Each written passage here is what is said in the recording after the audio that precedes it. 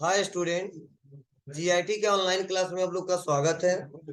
आज के क्लासेस में लोग जानने वाले हैं फिर से अकाउंटिंग टर्म्स के बारे में।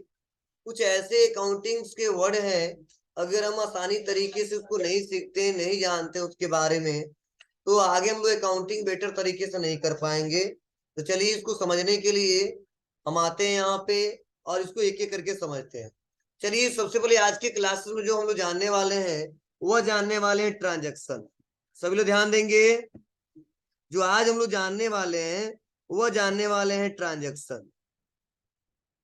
तो सबसे रहा सवाल कि अगर कभी भी बिजनेस में ट्रांजैक्शन शब्द आ जाता है,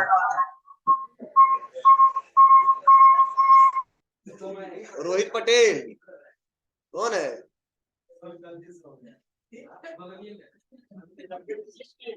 चलिए ध्यान दीजिएगा। तो यह जो हमारा ट्रांजैक्शन है, ट्रांजैक्शन का मतलब होता क्या है? देखो, ट्रांजैक्शन का मतलब सिंपल सा मतलब है सौदा, लेन देन। अगर कोई पूछता है कि ट्रांजैक्शन का मतलब क्या होता है तो बता सकते हो लेन देन, या वैसे कई लोग बोलते हैं सौदा। ठीक है। अब लेन देन आप बताइए सभी लोग कि लेन देन हमेशा हम अपने आप से करते हैं कि दो व्यक्तियों के बीच की जाती है? जी, मतलब कोई भी ट्रांजैक्शन होता है उसमें दो लोग इन्वॉल्व होते हैं। ठीक है, एक दायां पक्ष, एक बायां पक्ष। ठीक है, या तो एक पाने वाला होगा, एक देने वाला होगा। मतलब कभी भी ट्रांजैक्शन जो होता है वो हमेशा दो पर्सन के बीच होता है। क्लियर है? अब होता क्या है, उस ट्रांजैक्शन का जो वैल्यू होता है कुछ ना कुछ, मतलब उस पर जो डील करते हैं उसको मेजर किसमें किया था? मनी के रूप में। मतलब ट्रांजैक्शन कभी भी जो हम लोग लेन देन करते हैं तो वहां पे सबसे पहले दो व्यक्ति के साथ साथ पैसे की बात की जाती है। मतलब बिना पैसे का कोई लेन देन नहीं होता है। मतलब उसका कोई ना कोई वैल्यू होता है, चाहे 1 रुपया हो, चाहे 10 रुपया हो, चाहे 15 रुपया हो, चाहे 20 रुपया हो। तो अगर पहली सवाल कोई पूछता है कि ट्रांजेक्शन मतलब क्या है, तो बता सकते हो ट्रांजेक्शन होता है लेन देन। ठीक है, और लेन देन हमेशा दो व्यक्तियों के बीच की जाती है। और उस ट्रांजेक्शन को हमेशा मेजर किसमें करते हैं? वैल्यू में, एक मनी के रूप में मेजर करते हैं। मतलब कुछ ना कुछ का अमाउंट होता है। ठीक है, जैसे हम कोई गुड्स परचेज किए तो कितने का परचेज किए, किसी को पैसा पेमेंट किए तो कितना पेमेंट किए, किसी को सेल किए तो कितने रुपए का सेल किए, पैसा रिसीव किए तो कितने रुपए का रिसीव किए। मतलब हम बिजनेस में सुबह से लेकर शाम तक जो भी कुछ करते हैं वो समझो ट्रांजेक्शन ही करते हैं। खरीदा, पहला ट्रांजेक्शन। बेचा, दूसरा ट्रांजेक्शन। पैसा दिया, तीसरा ट्रांजेक्शन। पैसा लिया, चौथा ट्रांजेक्शन। मतलब अकाउंटिंग सुबह से लेकर शाम तक जो भी एक्टिविटी हम लोग करते हैं, ठीक है, लेन देन से रिलेटेड, वो हमारा क्या कहलाता है? ट्रांजेक्शन कहलाता है। यही बोला गया है कि ट्रांजेक्शन का मतलब होता है लेन देन, सौदा, और हमेशा दो व्यक्तियों के बीच। तो देखो अगर कोई पूछे, तो देखो बिजनेस में अगर ट्रांजेक्शन की बात करें तो कोई पूछे तो बता देना, जो हम कोई गुड्स परचेज करते हैं पहला ट्रांजैक्शन कर दिया। ठीक है, जो कुछ सेल किए ये दूसरा ट्रांजैक्शन कर दिया। हमने पैसे का पेमेंट कर दीजिए दिए, तीसरा ट्रांजैक्शन कर दिया। पैसा रिसीव कर दिया, चौथा ट्रांजैक्शन कर लिया। बैंक में पैसा पे कर दिया, मतलब बैंक में पैसा जमा कर दिया, डिपॉजिट कर दिया, ये पांचवा ट्रांजैक्शन कर दिया। बैंक से पैसा विड्रॉ कर लिया, ये छठवा ट्रांजैक्शन कर लिया। मतलब सुबह से लेकर शाम तक जो भी जो डेली हम लोग रूटीन में पैसे का लेन देन करते हैं उसे ट्रांजैक्शन ही नाम दिया गया है। इसे बोलते हैं सौदा किया जा रहा है, और हमेशा मनी के रूप में की जाती है। तो देखिए यहीं पे आपको बताया जा रहा है ट्रांजैक्शन का मतलब क्या बताया जा रहा है, ध्यान देना कि दो या दो से अधिक बिजनेस इंटिटी के बीच होने वाला लेन देन क्या कहलाता है? ट्रांजैक्शन कहलाता है। और ट्रांजैक्शन एक ऐसा इवेंट है जिसका कुछ वैल्यू हो और जो दो या दो से अधिक बिजनेस इंटिटी के बीच इन्वॉल्व हो। जैसे परचेज ऑफ गुड्स, ऐसा जरूरी तो है नहीं कि परचेज अपने आप से करेंगे, किसी पर्सन से करेंगे। रिसिप्ट ऑफ मनी, अपने आप से रिसीव तो करेंगे नहीं, किसी न किसी पर्सन से या अदर कहीं से भी हमको क्या होगा? पैसा रिसीव होगा। पेमेंट टू क्रेडिटर, हम पेमेंट करेंगे अपने सप्लायर को। देखिए कोई भी ट्रांजैक्शन कैश ट्रांजैक्शन या क्रेडिट ट्रांजैक्शन हो सकता है। कभी माल हम खरीदते हैं तो कभी उधार भी खरीदते हैं और कभी नगद भी खरीदते हैं। तो यही बोला गया या तो कैश ट्रांजैक्शन हो सकता है या तो क्रेडिट ट्रांजैक्शन हो सकता है। ध्यान दीजिएगा, लेकिन उसका कोई ना कोई वैल्यू होता है, वहां पे दो लोग इन्वॉल्व रहते ही रहते हैं, उसको मेजर हमेशा मनी के रूप में की जाती है। क्लियर है? तो अगर कोई पूछे ट्रांजेक्शन तो बता ले जाओगे, कोई दिक्कत नहीं होगी ना। चलिए अगला देखिए, अगला है देखो प्रोप्राइटर। हमने बोला था ना प्रोप्राइटर के बारे में पढ़ के आइएगा। मतलब प्रोप्राइटर का सिंपल सा मतलब है जो व्यापार को स्टार्ट करता है और व्यापार में होने वाले लाभ और हानि का जोखिम उठाता हो। ठीक है, जैसे मान लीजिए प्रोप्राइटर मतलब क्या है, हम व्यापार को स्टार्ट किए, व्यापार को चला रहे हैं, तो अगर प्रॉफिट होगा तो हम ही फायदा कमाएंगे, लॉस होगा तो हमें ही घाटा होगा। तो यही बोला गया है, जो व्यक्ति किसी व्यापार में पूंजी लगाने का जोखिम उठाता है, व्यापार में होने वाले लाभ और हानि के लिए जिम्मेदार होता है, वह बिजनेस का क्या कहलाता है, प्रोप्राइटर कहलाता है। तो इस पे ज्यादा डिस्कशन नहीं करना है। हाँ डिस्कशन करना है तो उसके बाद क्या लिखवाया हूं मैं, नहीं उस प्रोप्राइटर के बाद क्या लिखवाया था, उन्हें बताइए। चलिए पहले ड्राइंग को समझिए।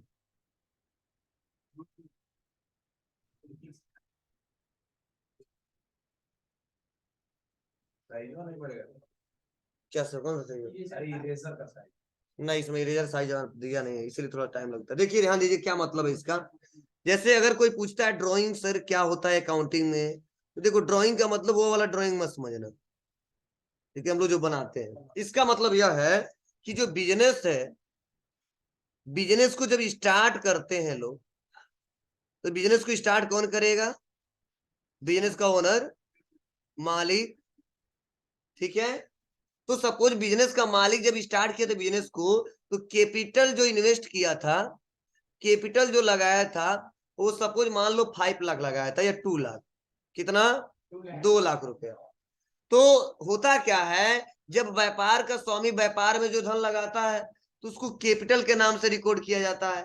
लेकिन वही व्यापार का स्वामी, व्यापार का मालिक अगर अपना पर्सनल यूज के लिए क्या करता है, व्यापार से पैसा निकालता है। जैसे मान लीजिए भाई के लिए गाड़ी खरीद दिया, ठीक है, ठीक है, फादर के लिए मोबाइल खरीद दिया, मतलब अपना निजी खर्च कर रहा है, वह बिजनेस रिलेटेड नहीं है। ठीक है, अपने लिए एक रेजिडेंस खरीद लिया, वो भी बिजनेस में इन्वॉल्व नहीं है। तो जो धन व्यापार से निकालेगा उसको अकाउंटिंग कंसेप्ट कहता है, उसको ड्राइंग में रिकॉर्ड करिएगा, जिससे यह पता चल सके कि जो व्यापार का स्वामी है वो अपने निजी खर्च के लिए पैसा निकाला है। ठीक है, अगर यह नहीं निकालते, यह नहीं लिखते हैं, तो आगे चल के वही व्यापार का स्वामी कहेगा हमने 2 लाख रुपया लगाया था, पैसा गया तो गया कहाँ। ठीक है, तो कभी भी जब व्यापार का मालिक कहता है नहीं ये पैसा बिजनेस में नहीं लगाएंगे, हम अपने निजी खर्च के लिए लेके जा रहे हैं, तो वहां पे अकाउंटेंट जो होते हैं वो अकाउंटिंग करते समय किसमें रिकॉर्ड करते हैं, उसको ड्राइंग में रिकॉर्ड करते हैं, जिससे लास्ट में फाइनेंशियल ईयर के लास्ट में आइडेंटिफाई हो सके कि हमने लगाया कितना था, अपने निजी खर्च के लिए निकाला कितना था। तब कैपिटल डिसाइड किया जा सकता है कि रियल में आप उस साल कैपिटल दिए कितना थे। तो मान लो 2 लाख दिए थे, अगर 50,000 निकाल लिए थे तो उनका कैपिटल कितना माना जाएगा, 1.5 लाख ही माना जाएगा। नहीं तो कहेगा 2 लाख लगाए तो और पैसा क्या हुआ। तो हम लोग अगर हिसाब किताब सही से किए हैं मेंटेन, तो वहां हम बता सकते हैं कि सर जो 1.5 लाख रुपया है वह आपका कैपिटल है। अब कोई पूछता क्यों ऐसा है, हमने तो 2 लाख रुपया लगाया था, तो हम बता सकते हैं सर आप निजी खर्च के लिए 50,000 निकाल लिए थे, ठीक है, यह काम था। ठीक है, तो कभी भी ऐसा मत सोचना कि अगर मालिक आया और पैसा मांग लिया, ठीक है, तो आप लोग क्या करो, उसमें रिकॉर्ड ना करो। ठीक है, रिकॉर्ड करना चाहिए, मालिक बताता भी है कि हाँ ये बिजनेस पर्पज से या किस पर्पज से। ठीक है, बस आपको अकाउंटिंग सही से करना होगा।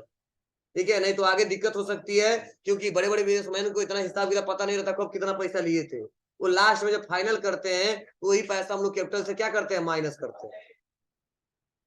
वही पैसा क्या करते हैं हम लोग, माइनस करते हैं। ठीक है बाबू, तो चलिए ध्यान दीजिएगा कैसे क्या करते हैं, एक एक करके हमने स्टेप बाय स्टेप बताया। अब कोई क्लियर है ना, कोई पूछे तो क्या जवाब देंगे आप जी। जब व्यापार का स्वामी अपने निजी खर्च के लिए व्यापार से कोई धन निकालता है, ठीक है, या कोई गुड्स निकालता है, वो अपने निजी खर्च के लिए पर्सनल यूज करता है, तो उसे ड्राइंग में ही रिकॉर्ड किया जाता है। अब चाहे कैश निकाले या जब बैंक से बैलेंस कहीं निकाले या कोई गुड्स ले ले, उससे मतलब नहीं है। ठीक है, उसको ड्राइंग में रिकॉर्ड करते हैं, ऐसा ही रूल है। तो देखिए यहाँ पे ये पॉइंट्स बताया जा रहा है, हाँ अभी नोट्स में आपको दे दे रहा हूँ। ठीक है, ड्राइंग बताया जा रहा है, बिजनेस के मालिक द्वारा किया जाने वाला निजी खर्च क्या कहलाता है? ड्राइंग कहलाता है। ड्राइंग मालिक के पूंजी को घटाता है। क्या करता है? ड्राइंग मालिक के पूंजी को घटाता है। कैसे घटाता है? हमने अभी एग्जांपल बताया है। कैपिटल लगाया 2 लाख, ले लिया 50,000, तो कैपिटल क्या माना जाएगा? 1.5 लाख रुपया। यदि बिजनेस के मालिक द्वारा अपने व्यापार से कोई गुड्स या मनी अपने पर्सनल यूज के लिए निकाल लिया जाता है तो यह मालिक का ड्राइंग कहलाता है। ड्राइंग में एंट्री हो, हाँ, इस ड्राइंग में ही करेंगे इसको एंट्री, अदर कहीं नहीं लिखेंगे। क्लियर है सबको? चलिए, तो ये हमारा ड्राइंग था। चलिए आगे बढ़ते हैं और अगला देखते हैं।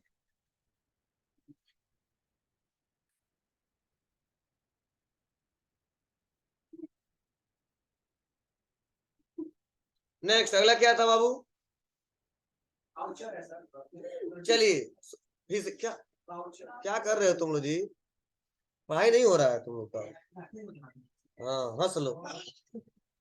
देखिए अगला है वो बाउचर। देखो बाउचर का मतलब क्या होता है?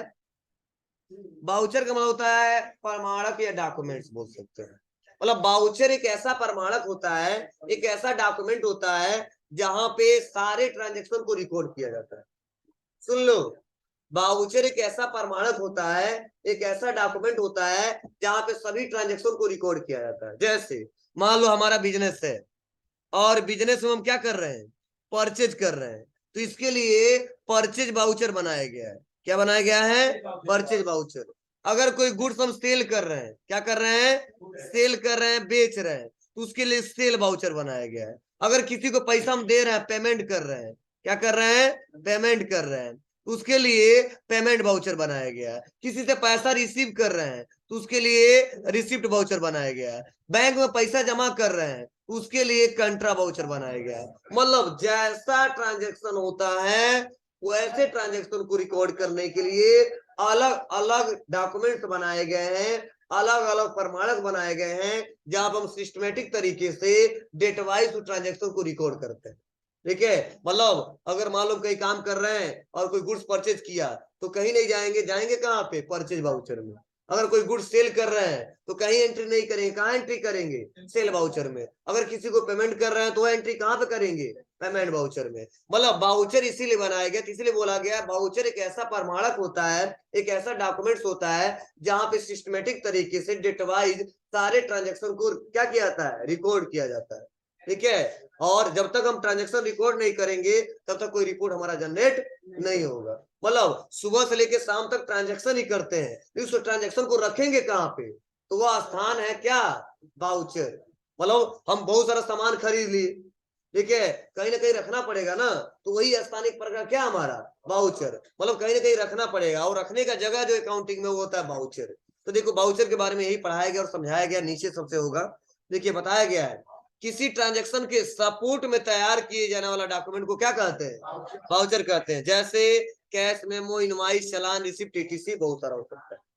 देखिए अब क्या क्या होता है सब बताऊंगा जब आगे मैं पढ़ाऊंगा आपको। तो वो इस तरह समझिए, ट्रांजेक्शन को तैयार करना है, रिकॉर्ड करना है, तो किसका इस्तेमाल करते हैं हम लोग? बाउचर का। अब कैश मेमो, इनवॉइस, चालान, रिसिप्ट क्या है सब मैं बता दूंगा एक एक करके। जब हम लोग काम करेंगे तो हमें पता चलेगा हाँ चालान में क्या क्या आता है, रिसिप्ट में क्या क्या आता है, तो हम डिस्कशन करना अच्छा रहेगा।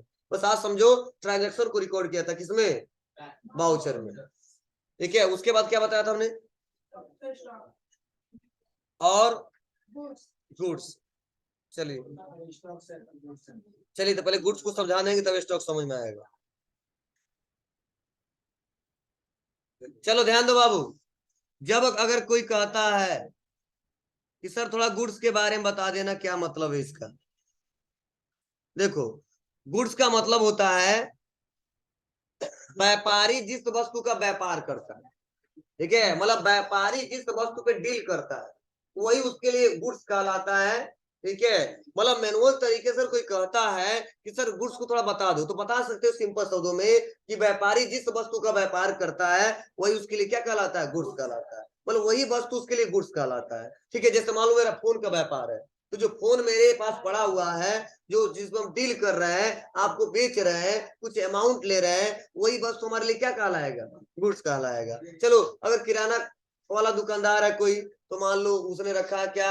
आलू, ठीक है, शुगर, वो उसके लिए क्या? एक प्रकार का गुड्स है। मतलब गुड्स का मतलब जिसपे आप डील करते हो, और डील हमेशा किसके बीच की जाती है?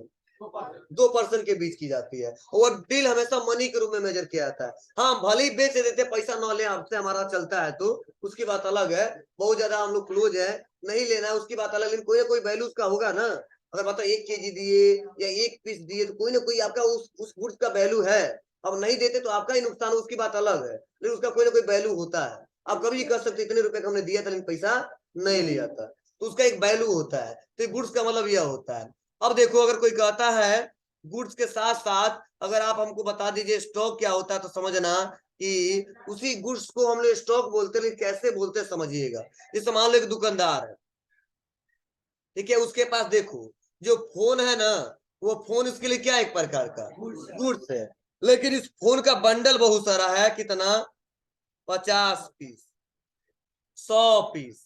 तो प्रेजेंट टाइम में जो उसके दुकान में पड़ा हुआ है, उसके गोडाउन में पड़ा हुआ है, उसे ही बोलते हैं कि इतने लाख रुपए का इतने पीस का स्टॉक पड़ा हुआ है। मतलब स्टॉक का मतलब क्या है, सिंपल में मतलब एक दुकानदार के पास गए और प्रेजेंट टाइम में जो भी उसके सामान दिख रहे हैं डील करता है, वही उसके लिए क्या कहलाता है, स्टॉक कहलाता है। मतलब जिसका व्यापार करता है उसे क्या बोलते हैं, गुड्स कहते हैं। लेकिन जो इकट्ठा बंडल जो दिखता है, जैसे मान लो यह है, यह है, यह है, या इसी पर हम डील करते हैं, तो हमारे लिए क्या एक प्रकार है, गुड्स पे डील कर रहे हैं। मैंने इकट्ठा रखा है बेचने के लिए, इसी गुड्स को वहां पे ग्रुप को बोलते हैं कि स्टॉक है। तो कोई पूछेगा कितने पीस का स्टॉक है, तो बोलेंगे लाइट का एक है, मार्कर का एक है, रिमोट का एक।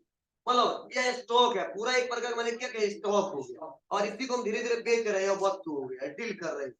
मतलब उस गुड्स को एक प्रकार स्टॉक नाम दिया गया, ठीक है। नहीं, प्रेजेंट टाइम में जाने के बाद जो पड़ा हुआ होता है वही उस व्यापार के लिए क्या कहलाता है, स्टॉक कहलाता है, ठीक है। अभी नहीं बेच दिया उसको स्टॉक तो नहीं बोलेंगे ना, फिर पूछता है आपके पास कितना स्टॉक पड़ा हुआ है, बताओ। जो बेच देते वो भी गिनते हो क्या, नहीं।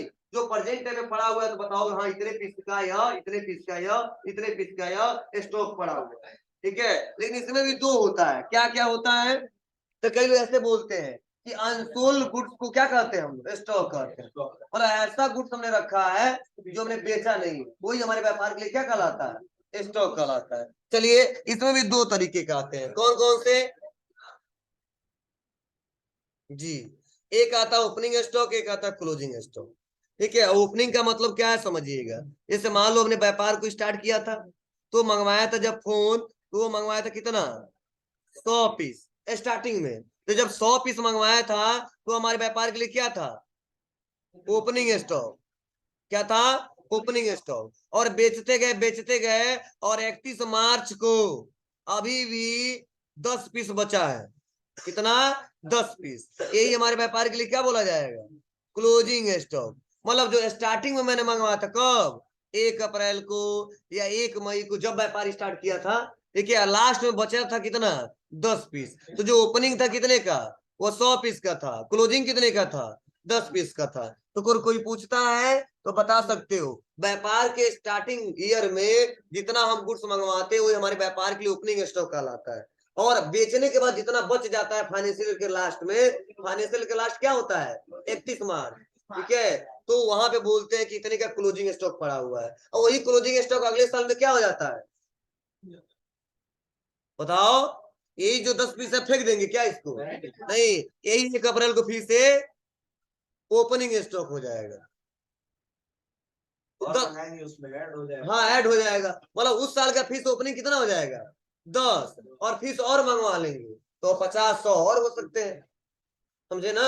ऐसा तो नहीं उसको कहेंगे नहीं हमने तो पुराने साल का फेंक देते नहीं बेचेंगे, ठीक है, अगले साल फिर से दिखाएंगे तो 10 पीस का दिखाएंगे तो और माल मंगवा लेंगे। अरे यार हम इंतजार करेंगे, इसे पूरा बेच देंगे तब आएगा माल, अरे 20 पड़ा हुआ है तो 50 और मंगवा लेंगे, समझ रहे हो आपको ना। लेकिन एक कंसेप्ट मैं समझाया हूँ कि मान लो स्टार्टिंग में मंगाया 100, साल भर बेचते बेचते गए थे, 90 बेचा था, 10 बचा था, वही क्लोजिंग है। इसी क्लोजिंग को अगले साल के ओपनिंग में ला देते हैं, फिर और मंगवा देते हैं, ओपनिंग और बढ़ जाता है हमारा। उस साल को ओपनिंग मानेंगे कितना, 10 ही मानेंगे, उसको तो और मंगवाओ, उसकी बात अलग है, कितना कुछ मंगवा रहे हो तो मंगवाओ, तो परचेज करना पड़ेगा आपको ना, तो परचेज में चढ़ता जाएगा अपने आप, इसमें स्टॉक बढ़ता जाएगा, चढ़ाना नहीं पड़ेगा। मतलब लास्ट वाला 10 पीस चढ़ाएंगे अगले साल, फिर जब फिर से कोई गुड्स मंगवाएंगे ना तो चढ़ाएंगे नहीं, जिससे खरीदते जाएंगे स्टॉक हमारा बढ़ता जाएगा, बढ़ता जाएगा, बढ़ता जाएगा। तो एंट्री नहीं करना है कि सर इतना पीस यह है, लेकिन यह वाला एंट्री करना पड़ेगा कि पिछले साल का इतना पड़ा हुआ है, यह दिखाने बाद माल खरीदिए अपने आप चढ़ता है। समझे ना? तो ये हर साल करना पड़ता है, हर साल चेक करना पड़ता है तो ओपनिंग कितना का था, क्लोजिंग क्या है, ओपनिंग कितने का था, क्लोजिंग क्या, हर साल चेक करना पड़ता है, तभी तो पता चलेगा कि हमारे व्यापार का स्थिति क्या है। ऐसा तो नहीं है 100 पीस मंगवाया लास्ट में 100 पीस बचा है, ठीक है, अभी जो कभी खरीदवे नहीं की थी, ठीक है, तो दिक्कत है, मतलब गुड्स तो नहीं बेचा जा रहा है, ठीक है, तो सबका ओपनिंग हम लोग चेक कर लेते हैं किस गुड्स का, मतलब ये मार्कर, तो मार्कर का ओपनिंग क्या था 10 पीस का था, और लास्ट में पता चला ये मार्कर 10 पीस बचा हुआ है, अभी जो कभी खरीदवे नहीं किए हैं, तो कोई मतलब नहीं इसको बेचने का, मतलब हमारे मार्केट में इसका सेल थोड़ा सा कम हो रहा है, इसको कम ही मंगवाएंगे, फिर से देखेंगे अरे यार दूसरा तो हमने ओपनिंग किया था 100 से, फिर से बीच में 10 15 20 पीस मंगवा लिया था, और 5 पीस बचा है, थोड़ा ज्यादा इसको मंगवाते हैं, मतलब हमारे मार्केट में ज्यादा सेल हो रहा है, ठीक है, तो वह स्थिति, मतलब अकाउंटिंग करता है, बताएगा, सॉफ्टवेयर बताएगा, हम एक मैनुअली आपको कंसेप्ट बता रहे हैं, क्योंकि ये कंसेप्ट क्लियर नहीं होगा तो आगे आप अकाउंटिंग करते समय दिक्कत होगा, ये तो सब हम जितना एंट्री करेंगे सब कंप्यूटर में करेंगे, कंप्यूटर अपने आप बताता रहेगा, कैसे बताएगा वो आगे हम लोग डिस्कस करेंगे जब सॉफ्टवेयर पढ़ेंगे तब। इतना ही बोला था, पढ़ के आइएगा जी। चलिए, तो और भी हम बता देते हैं, ठीक है, अभी बहुत हम लोग के पास टाइम है, थोड़ा थ्योरी का कहाँ क्या, कैसा ग्रुप ऑफ स्टॉक, जितने, अरे यार एक दुकानदार के पास गए, एक फर्म पे गए, जितना गुड्स पड़ा हुआ वही व्यापार के लिए स्टॉक कहलाता है। हाँ, चाहे ग्रुप है चाहे सिंगल सिंगल हो, ये कुछ मतलब नहीं। अरे यार हम क्या बोले, गोडाउन में हो चाहे आपकी दुकान पे हो। हाँ हाँ हाँ, चलिए आगे बढ़ते हैं। चलिए उसके बाद से, हाँ चलो इसी बात पे आ गया था, एक बात बता दूं, ठीक है।